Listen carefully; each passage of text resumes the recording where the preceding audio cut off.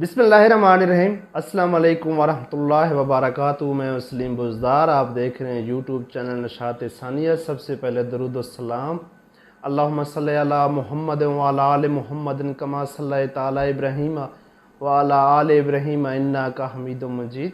अल्लाहुम्मा बारिक अला मुहम्मद व अला आलि मुहम्मद कमा बारकता अला इब्राहीम व अला आलि इब्राहीम इन्नका हमीदुम मजीद। दुनिया में रहकर दुनिया में मदहोश ना रहना इंसान के लिए सबसे बड़ा सुकून का ज़रिया है। ऐसा शख्स ज़ाहिरी तौर पर कितना ही खस्ता हाल क्यों ना हो, मगर इसे अंदरूनी तौर पर वो कल्बी इत्मीनान नसीब होता है जो बड़े बड़े सरमायादारों को भी मैसर नहीं आता। इसलिए नबी करीम सल्लल्लाहु अलैहि वसल्लम ने इरशाद फरमाया, दुनिया से बेरग़बती दिल का और बदन दोनों के लिए राहत बख्श है। दुनिया में सबसे बड़ी दौलत सुकून और आफियत है। अगर सुकून ना हो तो सब दौलतें बेकार हैं। और ये सुकून जब तक मिल सकता है जब हम दुनिया से सिर्फ बक़द्र ज़रूरत और बराए ज़रूरत ताल्लुक़ रखें और अल्लाह ताला की नेमतों पर शुक्र गुजार कर इसकी रज़ामंदी पर राज़ी रहें। हज़रत लुक़मान हकीम ने इरशाद फरमाया, दीन पर सबसे ज़्यादा मददगार सिफत दुनिया से बेरग़बती है, क्योंकि जो शख्स दुनिया से बेरग़बती होता है वो खालिस रज़ाए खुदावंदी के लिए अमल करता है, और जो शख्स इखलास से अमल करे इसको अल्लाह ताला अजर व सवाब से सरफराज फरमाता है।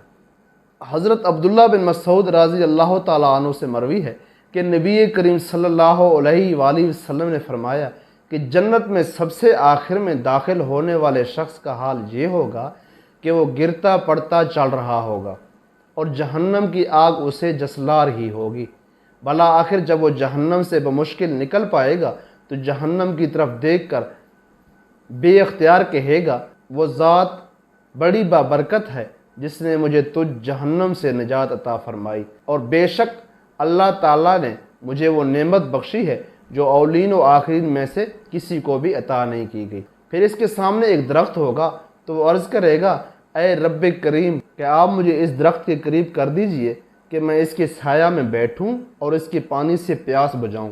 इस पर अल्लाह ताला फरमाएगा कि ऐ आदमी, अगर मैं तेरी ये मुराद पूरी कर दूं तो तू कुछ और तो नहीं मांगेगा। वो शख्स कहेगा कि नहीं परवरदिगार, और मज़ीद सवाल ना करने का पुख्ता वादा करता हूँ। चुनांचे बारी ताला इसकी माजरत को कबूल फरमाएगा, क्योंकि वो इसकी बेसब्र तबीयत से वाकिफ़ है और उसे इसकी मतलूब दरख्त के नीचे पहुँचा देगा। वो शख्स इसके करीब जाकर इसके साया में बैठेगा और वहाँ मौजूद पानी पिएगा।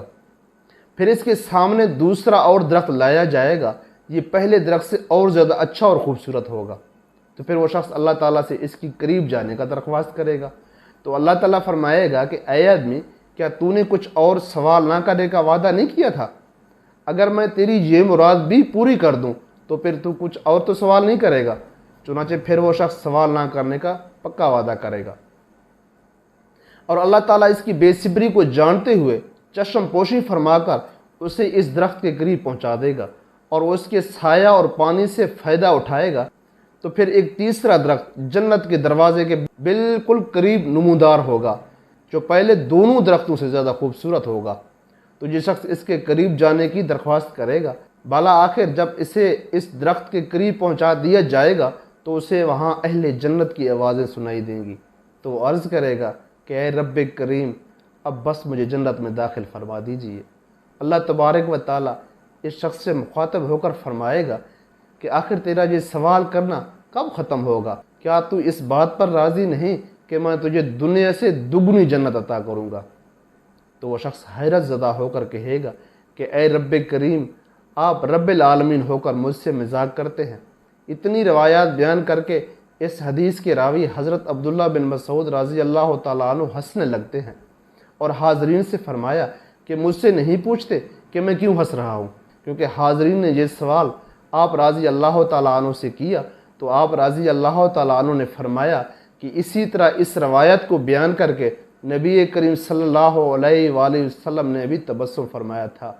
और जब सहाबा रज़ी अल्लाह ताला अन्हु ने आप सल्लल्लाहु अलैहि वसल्लम से इसकी वजह पूछी तो आप सल्लल्लाहु अलैहि वसल्लम ने फरमाया था कि मैं रब्बिल आलमीन के हंसने की वजह से हंस रहा हूँ, क्योंकि जब वो बंदा ये अर्ज़ करेगा कि ऐ इलाहिल आलमीन, آپ رب العالمین ہو کر مجھ سے مذاق کر رہے ہیں، تو رب العالمین فرمائے گا کہ میں تجھ سے مذاق نہیں کر رہا ہوں، بلکہ میں جس چیز کو چاہوں اس کو پورا کرنے پر قادر ہوں۔